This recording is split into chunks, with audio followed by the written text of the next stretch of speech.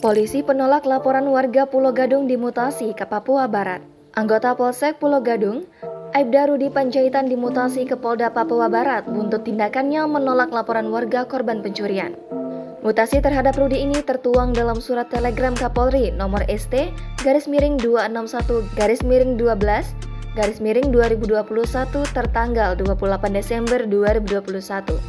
Dalam telegram itu, tertulis Rudi dari posisi BA Polres Metro Jakarta Timur Polda Metro Jaya dimutasi sebagai BA Polda Papua Barat.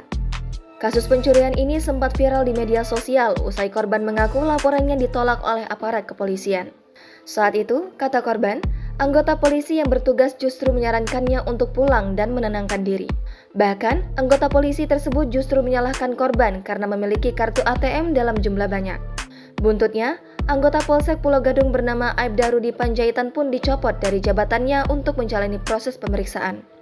Dalam sidang kode etik profesi Polri yang digelar pada Jumat 17 Desember 2021, Rudi dinyatakan terbukti secara sah dan meyakinkan melanggar peraturan Kapolri nomor 14 tahun 2011.